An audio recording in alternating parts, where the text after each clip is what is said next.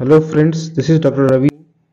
Today we are going to start breathing and exchange of gases.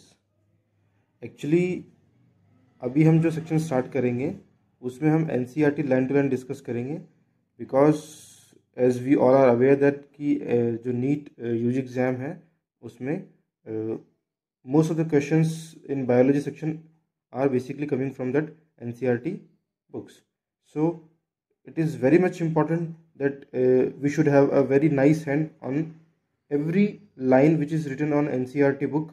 So today we are going to start that part. Now today's chapter is breathing and exchange of gases. As we have read earlier, oxygen is utilized by the organisms to indirectly break down simple molecules like glucose, amino acids, fatty acids, etc. to derive energy to perform various activities. Oxygen जो है हम breathing में there are two process. First one is the inspiration. Inspiration means air को inhale करना lungs में. Second part is the expiration जिसमें हम जो एयर है उसे एक्सेल करते हैं from lungs towards the outer. So these two processes, inspiration and expiration, are included in the breathing process. So in inspiration basically हम ऑक्सीजन को लंग्स में लेते हैं. So जो ऑक्सीजन है it indirectly break downs simple molecules like glucose, amino acids, fatty acids, etc. to derive energy to perform various activities. So जो oxygen हमने inhale किया, अगर हम और डीप में स्टडी करें then it is called cellular respiration. Because जो molecules हैं like glucose, amino acid, fatty acids, इन्हें ऑक्सीजन की हेल्प से फर्दर ब्रेक डाउन किया जाता है इनका, जिससे जो एनर्जी डिराइव होती है वो एनर्जी एटीपी के फॉर्म में हमारी बॉडी में स्टोर होती है और डिफरेंट जो एक्टिविटीज़ हैं उनमें यूटिलाइज होती है. Now carbon dioxide which is harmful is also released during the above catabolic reactions.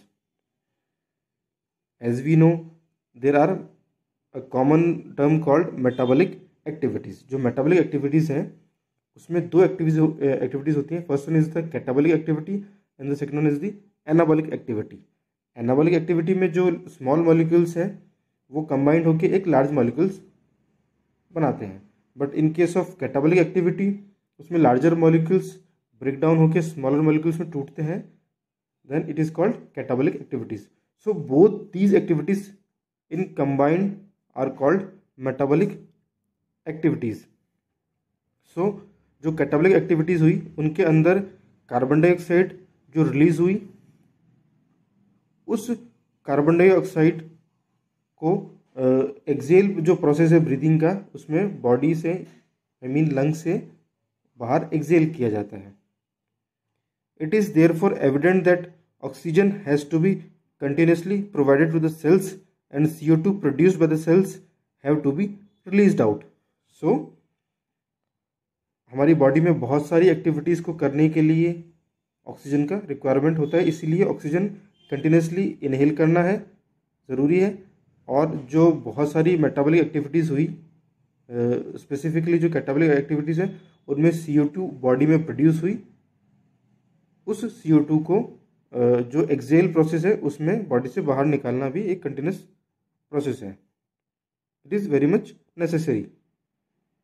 Now this process of exchange of oxygen from the atmosphere with CO2 produced by the cells is called breathing. So जैसे मैंने आपको lecture के start में बोला था, जो breathing process है उसमें इनहेल और एक्सेल दो प्रोसेस हुए.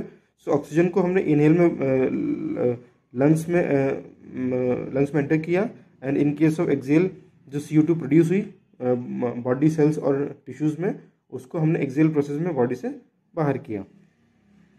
सो which is commonly known as respiration. Place your hands on your chest. You can feel the chest moving up and down. You know that it is due to breathing. So we can also feel, if we put our hand on our chest, then we will feel the movements, like our chest is going up and down. So these are the breathing movements. The respiratory organs and the mechanism of breathing are described in the following section of this chapter. So respiration में जो भी organs और जो भी mechanism involved है breathing में, उसको हम इस चैप्टर के फर्दर सेक्शंस में डील करेंगे.